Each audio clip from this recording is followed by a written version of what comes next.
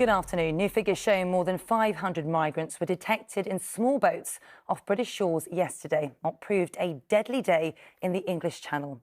6 people were killed after their boat sank in the early hours of the morning. It adds to pressure on the government to tackle the Channel crossings crisis. Anna Geary has more. A day on from this major search and rescue mission, which saved 59 migrants but saw 6 lives lost, and pressure on the government is ramping up. An overloaded small boat capsized off the coast of France. Reports suggest most of those on it were from Afghanistan, some were Sudanese.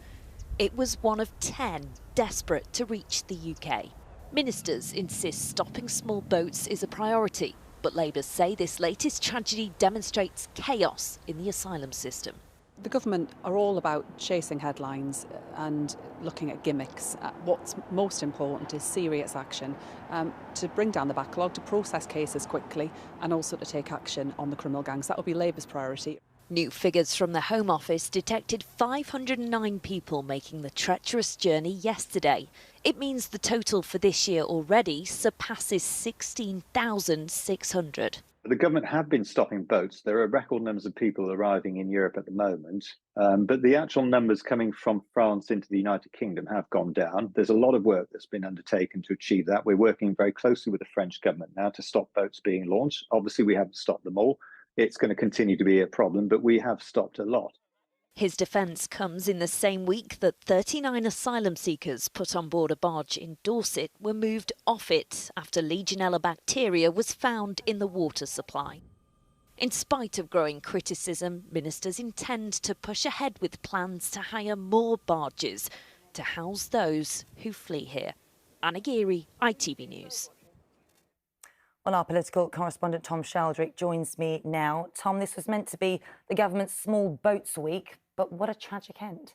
Yes, indeed, Sangeeta. Earlier in the week, ministers made a series of announcements to try to show that they are making progress in tackling these crossings. But yes, in purely political terms, this could hardly have gone any worse for the government, with the deaths in the Channel yesterday following the evacuation of the Bibi Stockholm barge on Friday. There is little sign, though, of the government changing their approach. As Anna mentioned there, newspaper reports today say that ministers are looking to double down and hire more barges. That is about trying to deter migrants from coming to the UK, as is the plan to send asylum seekers to Rwanda. But that other flagship immigration policy is currently stuck in the courts. Just another example of how hard the government have found it to get to grips with this issue and somehow meet the Prime Minister's big pledge to stop the boats.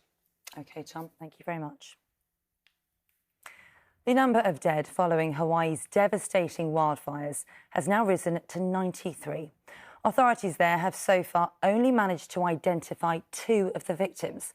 Meanwhile, rescuers are continuing to search burnt-out properties for survivors. Hundreds remain unaccounted for. Our correspondent Peter Smith sent this update from Hawaii a short time ago. Lahaina has been hit hardest in these Hawaiian fires. It is the ancient capital of Maui. But now, as you can see, it's been virtually wiped off the map. Entire communities gone, homes that are now just a pile of ash.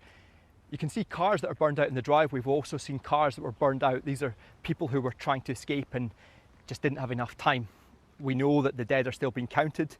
The casualties just now are simply those who were on the streets, were out for people to see, who didn't make it out alive. There are still about 1,000 people missing here. And when you look at this, it's hard to imagine how anyone could have survived this.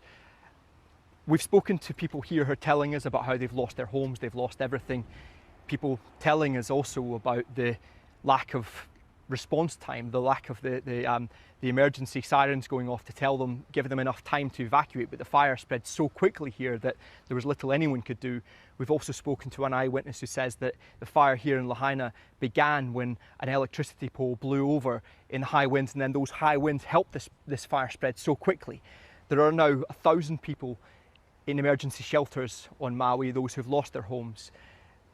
They're asking how long is this going to take to repair. We're talking years, estimates of about $5.5 billion, but given this place is so historically important, so culturally significant in Maui's history, much of it will be irreplaceable. Peter Smith reporting there from Lahaina. Here, and 2 people are in a serious condition in hospital after a car crashed into a campsite in Pembrokeshire last night. Well, the Ford Fiesta veered off the road and ploughed into several people and a tent at the Newgale campsite. 9 people were hurt. A service of prayer and reflection to mark the 25th anniversary of the Omagh bomb will be held in the town this afternoon.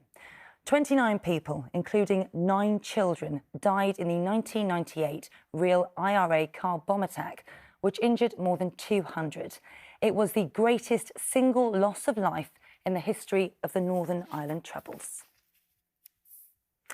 And stargazers around the world have been treated to a magnificent meteor light display. Well, these were the skies above a 9th century church in Croatia in the early hours of this morning, when as many as 100 shooting stars were visible each hour. Well, it was a similar spectacle in the Valley of the Whales in Egypt. Last night marked this year's peak of the annual event. And British stargazers in the east of England had the best views, but if you missed it, don't worry. The phenomenon should still be visible right into next week. Fantastic.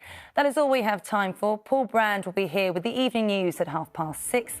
Until then, do enjoy the rest of your afternoon. Bye-bye.